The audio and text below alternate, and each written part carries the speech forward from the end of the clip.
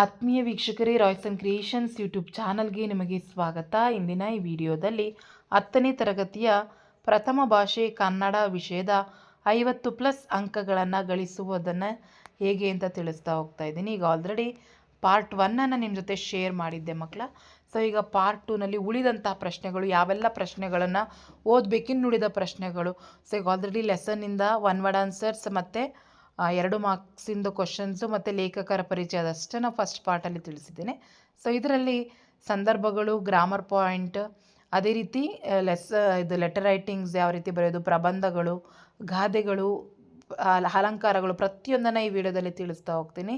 ವಿಡಿಯೋನ ನೋಡಿ ಎಕ್ಸಾಮ್ಗೆ ಪ್ರಿಪೇರ್ ಆಗಿ ಅಂತ ಹೇಳ್ತಾ ವಿಡಿಯೋನ ಸ್ಟಾರ್ಟ್ ಮಾಡ್ತಾ ಇದ್ದೀನಿ. ನೆಕ್ಸ್ಟ್ ಸಂದರ್ಭ, ಸ್ವಾರಸ್ಯ. ಸೊ ಫಸ್ಟ್ ಗದ್ಯ ಭಾಗದಿಂದ ನೋಡ್ತಾ ಹೋಗೋಣ. ಸೊ ಫಸ್ಟ್ ನಿಮಗೆ ಆಯ್ಕೆ ನೋಡಿ, ಇದು ವ್ಯಾಘ್ರಗೀತೆಯಿಂದ ನಾನು ಫಸ್ಟಿಗೆ ಹೇಳ್ತಾ ಇರೋದು. ಸೊ ವ್ಯಾಘ್ರಗೀತೆ ಈ ಪಾಠ ಫಸ್ಟ್ ಬರಿಬೇಕಾದ್ರೆ ಆಯ್ಕೆ ಯಾವುದೇ ಕೊಡಲಿ, ಖಂಡವಿಧಿಕೋ, ಮಾಂಸವಿಧಿಕೋ, ಗುಂಡಿಗೆ, ಬಿಸಿ ರಕ್ತವಿಧಿಕೋ, ದೇವರೇ ಮರ ಹತ್ತಷ್ಟು ಅವಕಾಶ ಕಣಿಸು, ನಾನು ಮುಖ ಮೇಲಾಗಿ ಬಿದ್ದಿದ್ದೇನೆ, ಹುಲಿ ಈಗ ಎಷ್ಟು ಹಸಿದಿರಬೇಕು, ಮಡಿಯಬೇಕಾದರೆ ಮಾಡಿಯೇ ಮಡಿಯುತ್ತೇನೆ. ಈ 5 ಸಂದರ್ಭಗಳಷ್ಟೇ ನಿಮಗೆ ಇದರಿಂದ ಬರುವಂಥದ್ದು ವ್ಯಾಘ್ರಗೀತೆಯಿಂದ. ಫಸ್ಟು ಆಯ್ಕೆಯನ್ನು ನೀವು ಬರಿಬೇಕು ಮಕ್ಕಳ. ಈ ವಾಕ್ಯವನ್ನು ವ್ಯಾಘ್ರಗೀತೆ ಎಂಬ ಪಾಠದಿಂದ ಆರಿಸಲಾಗಿದೆ. ಇದನ್ನು ಬರೆದವರು ಎನ್ ಮೂರ್ತಿರಾವ್, ಅಥವಾ ಈ ವಾಕ್ಯವನ್ನು ಎನ್ ಮೂರ್ತಿರಾವ್ ಅವರು ಬರೆದಿರುವ ವ್ಯಾಘ್ರಗೀತೆ ಎಂಬ ಪಾಠದಿಂದ ಆರಿಸಲಾಗಿದೆ, 1 ಅಂಕ. ಸೊ ನೆಕ್ಸ್ಟ್ ಸಂದರ್ಭಕ್ಕೆ ಬಂದರೆ, ಶಾನುಭೋಗರು ಬೆನ್ನು ತಿರುಗಿಸಿದಾಗ ಹಿಂದಿನಿಂದ ಹಾರಿಕೊಳ್ಳಲು ಬೇಡವೋ ಎಂಬ ಗೊಂದಲದಲ್ಲಿದ್ದ ಹುಲಿಯು ತನ್ನ ವಂಶದವರ ಕಥೆಯನ್ನು ನೆನೆಸ್ಕೊಳ್ತದೆ, ಆಗ ಈ ವಾಕ್ಯ ಬರ್ತದೆ. ಸೊ ಸ್ವಾರಸ್ಯ, ಪುಣ್ಯಕೋಟಿ ಕಥೆಯಲ್ಲಿ ವ್ಯಾಘ್ರನ ಆದರ್ಶತನ, ಹುಲಿಯ ಚಿಂತನೆ ಹಾಗೂ ಧರ್ಮಶ್ರದ್ಧೆ ಇಲ್ಲಿ ಸ್ವಾರಸ್ಯ ಪೂರ್ಣವಾಗಿದೆ. ಈ ರೀತಿ ನೀವು ಪೂರ್ತಿಯಾಗಿ ಸಂದರ್ಭ ಸ್ವಾರಸ್ಯ ಬರೆದ್ರೆ ನಿಮಗೆ 3 ಅಂಕಗಳು ಸಿಗ್ತದೆ ಮಕ್ಕಳ. ಬಹಳಷ್ಟು ಈಸಿ ಇದೆ ನಿಮಗೆ ಈ ಪಾಠದಲ್ಲಿ. ವ್ಯಾಘ್ರಗೀತೆಯಿಂದ ಪ್ರಾಕ್ಟೀಸ್ ಮಾಡ್ಕೊಳ್ಳಿ. 5 ಇರೋವಂಥದ್ದು, 5 ಮೇಲೆ ಇನ್ಯಾವುದು ಬರಲ್ಲ. ಇದಿಷ್ಟರಲ್ಲಿ ಒಂದು ಬರುವ ಸಾಧ್ಯತೆ ಇರ್ತದೆ. ಇದಿದ್ದರೆ ಲೇಖಕರ ಪರಿಚಯ ಕೇಳೋದಿಲ್ಲ, ಲೇಖಕರ ಪರಿಚಯ ಕೇಳಿದರೆ ಇದನ್ನು ಕೇಳೋದಿಲ್ಲ. ಹಾಗಾಗಿ ಅರ್ಥ ಮಾಡ್ಕೊಳ್ಳಿ, ಈ 2ರಲ್ಲಿ ಯಾವುದಾದ್ರೂ ಒಂದು ಬರ್ತದೆ. ನೆಕ್ಸ್ಟ್ ಭಾಗ್ಯಶಿಲ್ಪಿಗಳಿಗೆ ಬಂದರೆ, ಸಾಮಾಜಿಕ ಕಾನೂನುಗಳ ಹರಿಕಾರ, ಮೈಸೂರು ಸಂಸ್ಥಾನಕ್ಕೆ ಮಾದರಿ ಮೈಸೂರು ಎಂಬ ಕೀರ್ತಿ, ಮೊಟ್ಟ ಮೊದಲ ಬಾರಿಗೆ ಸ್ತ್ರೀಯರಿಗೆ ಮತದಾನದ ಹಕ್ಕು, ಮೈಸೂರು ಗ್ರಾಮ ನ್ಯಾಯಾಲಯದ ಕಾಯ್ದೆ. ಸೊ ಈ ವಾಕ್ಯವನ್ನು ಪಠ್ಯಪುಸ್ತಕ ಸಮಿತಿ ರಚಿಸಿರುವ ಭಾಗ್ಯಶಿಲ್ಪಿಗಳು ಎಂಬ ಪಾಠದ ನಾಲ್ವಡಿ ಕೃಷ್ಣರಾಜ ಒಡೆಯರು ಲೇಖನದಿಂದ ಆರಿಸಲಾಗಿದೆ. ಸೊ ಇದಿಷ್ಟು ಬರೆದು ಸ್ವಾರಸ್ಯ ಇದಿಷ್ಟು ಬರೀರಿ. ಅವ ಅಷ್ಟಕ್ಕೂ ನಾಲ್ವಡಿ ಕೃಷ್ಣರಾಜ ಒಡೆಯರು ಮೈಸೂರು ಸಂಸ್ಥಾನದ ಅಭಿವೃದ್ಧಿ ಮಾಡಿದರು ಎಂದು ಹೇಳುವಾಗ ಈ ವಾಕ್ಯ ಬಂದಿದೆ. ಸ್ವಾರಸ್ಯ, ನಾಲ್ವಡಿ ಕೃಷ್ಣರಾಜರ ಒಡೆಯರ ಸಾಧನೆಯನ್ನು ಈ ಮೇಲಿನ ವಾಕ್ಯವು ಸ್ವಾರಸ್ಯಪೂರ್ಣವಾಗಿ ತಿಳಿಸ್ತದೆ. ಇದಿಷ್ಟಕ್ಕೆ ನೀವು ಇಷ್ಟು ಬರೆದ್ರೆ ಸಾಕು ಮಕ್ಕಳ. ನೆಕ್ಸ್ಟ್ ನಿಮಗೆ ಈ ಪಾಠದಲ್ಲಿ ಮೋಸ್ಟ್ ರಿಪೀಟೆಡ್ ಆಗಿ ಕೇಳೋದು, ಕೈಗಾರೀಕರಣವೇ ಇಲ್ಲವೇ ಅವನತಿ, ಅವರ ಸಾಧನೆಗೆ ಕಿರೀಟಕ್ಕೆ ಮತ್ತೊಂದು ಗರಿ ಸೇರಿಸಿತು. ಸೊ ಮೈಸೂರು ಮಾದರಿ ಎಂಬ ಹೊಸ ಆಡಳಿತ ಮಾದರಿ ಜನ್ಮ ತಳೆದು. ಆಯ್ಕೆ ಭಾಗ್ಯಶಿಲ್ಪಿಗಳು ಎಂಬ ಪಾಠದಿಂದ ಆರಿಸಲಾಗಿದೆ. ಇದನ್ನು DS ಜಯಪ್ಪಗೌಡ ಅವರು ಬರೆದಿರುವಂಥದ್ದು. ಸೊ ಇದಕ್ಕೆ ಇಷ್ಟು ಬರಿಬೇಕು. ಆದರೆ ಇಲ್ಲಿಂದ ಈ ರೀತಿ ಕೇಳಿದ್ರೆ ಈ ಥರ ಬರಿಬೇಕು. ಸೊ ವಿಶ್ವೇಶ್ವರಯ್ಯವರು ದಿವಾನರಾಗಿದ್ದಂಥ ಸಂದರ್ಭದಲ್ಲಿ ಕೈಗಾರಿಕೆಗಳ ಮಹತ್ವ ನೀಡ್ತಾರೆ, ಆಡಳಿತದಲ್ಲಿ ಸುಧಾರಣೆ ಮಾಡ್ತಾರೆ ಅಂತ ಹೇಳುವಾಗ ಈ ಮಾತು ಬಂದಿದೆ ಅಂತ ಹೇಳಿ ಬರೆದು ಸ್ವಾರಸ್ಯವನ್ನು ಬರಿಬೇಕಾಗ್ತದೆ ಮಕ್ಕಳ. ನೆಕ್ಸ್ಟ್ ನೋಡಿ, ಆ ಪಾಠದಲ್ಲಿ ಶಿಕ್ಷಣಕ್ಕಾಗಿ ಶಿಕ್ಷಣವಿರಬೇಕು. ನೆಕ್ಸ್ಟು ತಾವು ಕಡಿಮೆ ಮಾತನಾಡಿದಿರಿ, ಹೆಚ್ಚು ಕೆಲಸ ಮಾಡಿದಿರಿ, ಇದನ್ನು ತುಂಬ ಹೆಚ್ಚು ಬಾರಿ ಕೇಳ್ತಾರೆ.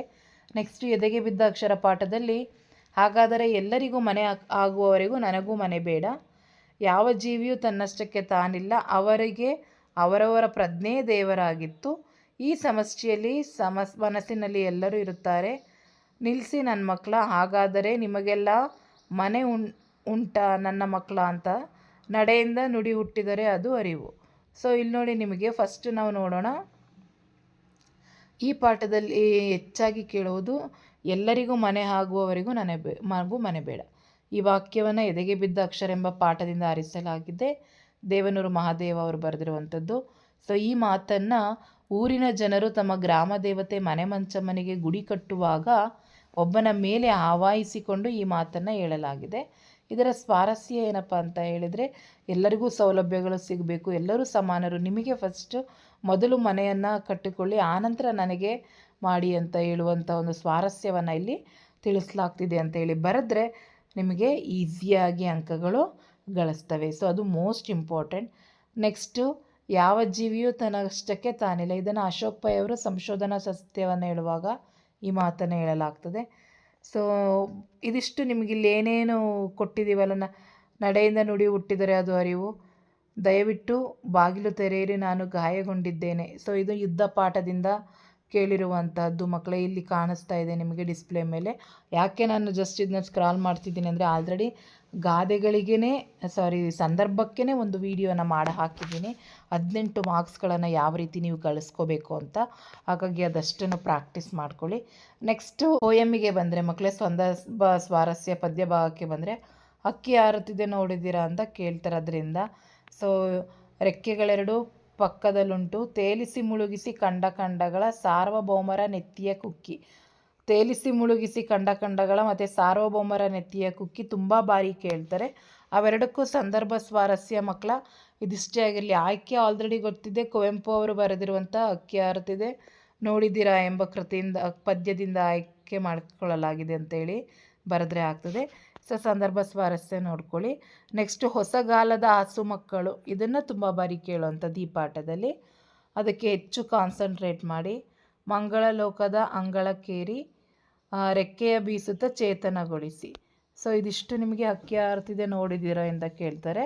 ನೆಕ್ಸ್ಟು ಚಲೆಮನೆ ಮೆರೆವೆಂ, ಈ ಪದ್ಯಕ್ಕೆ ಬಂದರೆ, ನೆಲಕ್ಕಿರುವೆನೆಂದು ಬಗೆರೆ ಚಲಕ್ಕಿರುವೆಂ, ಸಮರದೊಳನೆ ಗಜ್ಜ ಪೇಮಾವುದು ಕಜ್ಜಂ. ಇದನ್ನು ತುಂಬ ಬಾರಿ ಕೇಳುವಂಥದ್ದು.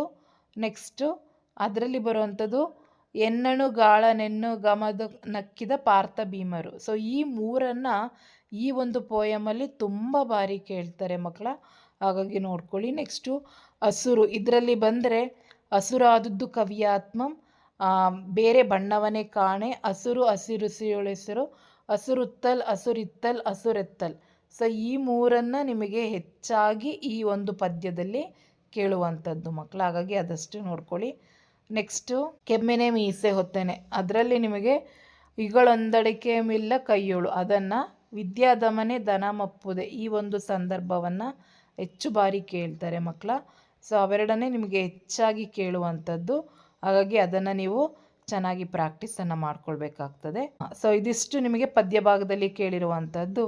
ನೆಕ್ಸ್ಟ್ ನಿಮಗೆ 8 ವಾಕ್ಯಗಳಲ್ಲಿ ಉತ್ತರಿಸಲಿಕ್ಕೆ ಬರ್ತದೆ. ಅದರಲ್ಲಿ ಫಸ್ಟು ಒಂದು ಗದ್ಯ ಭಾಗದ ಒಂದು ಪದ್ಯ ಭಾಗ, ಹೌದಲ್ಲ?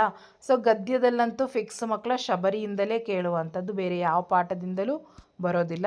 ಹಾಗಾಗಿ ಅಲ್ಲಿ ಯಾವ ರೀತಿ ಪ್ರಶ್ನೆಗಳು ಬರ್ತದೆ ಅಂದರೆ, ಶಬರಿಯ ಸಡಗರ ಸಂತೋಷ ಮೇಳದವರ ಹಾಡಿನಲ್ಲಿ ಹೇಗೆ ವರ್ಣಿತವಾಗಿದೆ, ನಂಬಿ ಕೆಟ್ಟವರಿಲ್ಲ ಎಂಬ ಮಾತು ಶಬರಿಯ ಪಾಲಿಗೆ ಹೇಗೆ ನಿಜವಾಗಿದೆ.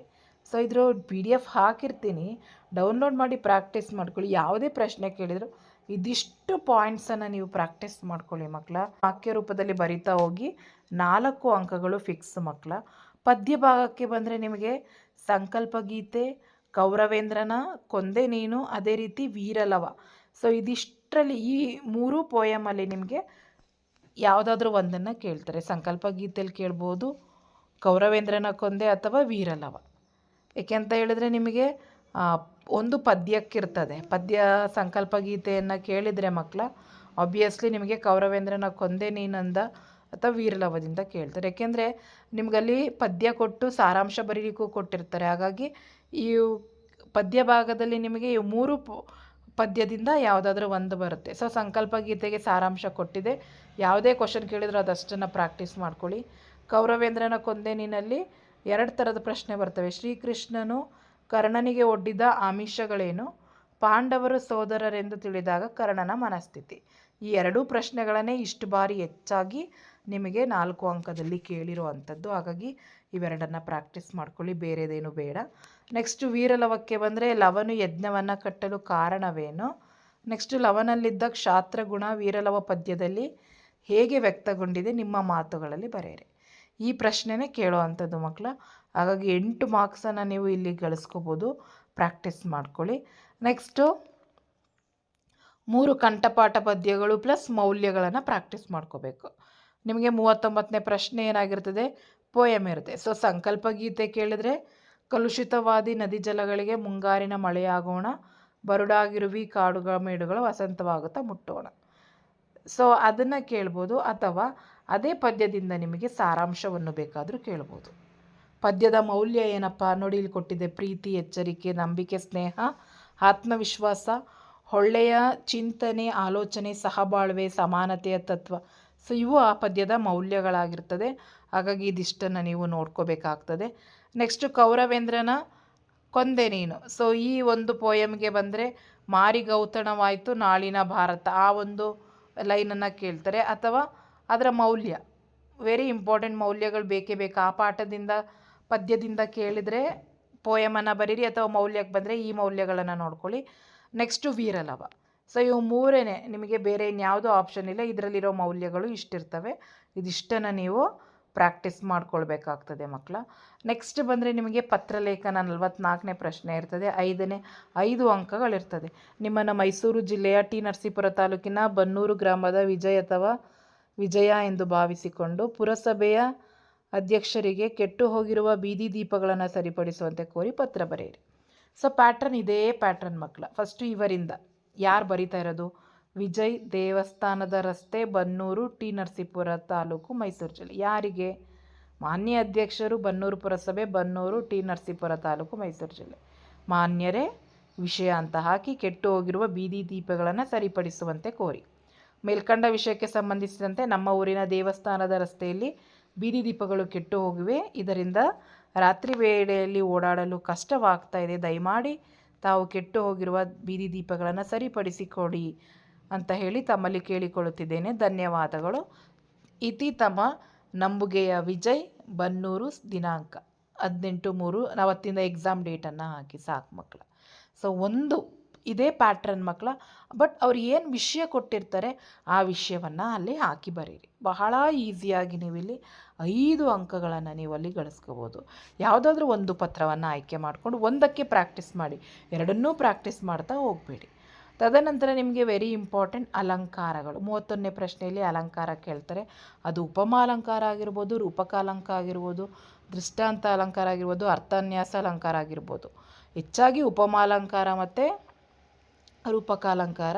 ಸೊ ನಿಮಗೊಂದಷ್ಟು ಇಲ್ಲಿ ಎಕ್ಸಾಂಪಲ್ ಕೊಟ್ಟಿದೆ. ಇವೆಲ್ಲವೂ ಸಹ ಅದಕ್ಕೆ ಬರುವಂಥದ್ದು. ಇವೆಲ್ಲ ಎಕ್ಸಾಮಲ್ಲಿ ಕೇಳಿರೋವಂಥವು, ಬೇರೆ ಎಲ್ಲೂ ಕೇಳಿರೋವಂಥದ್ದಲ್ಲ. ಭೀಮ ದುರ್ಯೋಧನರು ಮದಗಜಗಳಂತೆ ಹೋರಾಡಿದರು. ನೀಚರಿಗೆ ಮಾಡಿದ ಉಪಕಾರವು ಹಾವಿಗೆ ಹಾಲೆರಿದಂತೆ. ಹೋಲಿಕೆ ಮಾಡ್ತಿರೋದೆಲ್ಲ ಉಪಮಾಲಂಕಾರ. ಸೊ ಇದಿಷ್ಟನ್ನು ನೀವು ಪ್ರಾಕ್ಟೀಸ್ ಮಾಡ್ಕೊಳ್ಳಿ ಮಕ್ಕಳ. ನೋಡಿ ಇಲ್ಲಿ 20 ಎಕ್ಸಾಂಪಲ್ಸ್ ಕೊಡಲಾಗಿದೆ ಅವಷ್ಟು. ನೆಕ್ಸ್ಟ್ ರೂಪಕಾಲಂಕಾರಕ್ಕೆ ಬಂದರೆ ಇಲ್ಲೇನಾಗುತ್ತದೆ? ಅಭೇದವನ್ನು ರೂಪಿಸಿ ವರ್ಣಿಸಿದರೆ ಅದೇ ರೂಪಮಾಲಂಕಾರ. ಮಾರಿಗೌತಣವಾಯಿತು ನಾಳಿನ ಭಾರತ, ಅಳಿರಿಯುತ್ತಿಪ್ಪ ಎಮ್ಮ ಒಡಲ ಬೇಗೆಯ ಬೆಂಕಿಯುರಿ ನಿನ್ನ ನರಿಯದೆ, ಪೇಳು ವಿಶ್ವಾಮಿತ್ರ, ಪ್ರೀತಿಯ ಹಣತೆಯ ಹಚ್ಚೋಣ. ಇವೆಲ್ಲ ರೂಪಕಾಲಂಕಾರಕ್ಕೆ ಬರುವ ಉದಾಹರಣೆಗಳಾಗಿರ್ತದೆ. ಅರ್ಥ ಆಗ್ತಿದೆಯಾ? ನೆಕ್ಸ್ಟ್ ದೃಷ್ಟಾಂತ ಅಲಂಕಾರ ಅಂದರೆ ಬಿಂಬ ಪ್ರತಿಬಿಂಬ ಭಾವನವನ್ನು ಸೂಚಿಸ್ತದೆ. ಈಗ ಮಾತು ಬಲ್ಲವನಿಗೆ ಜಗಳವಿಲ್ಲ, ಹಾಗಾಗಿ ಊಟ ಬಲ್ಲವನಿಗೆ ರೋಗವಿಲ್ಲ. ಉಪ್ಪಿಗಿಂತ ರುಚಿ ಇಲ್ಲ, ತಾಯಿಗಿಂತ ಬಂಧುವಿಲ್ಲ. ಇಂಥವೆಲ್ಲ ದೃಷ್ಟಾಂತ ಅಲಂಕಾರ.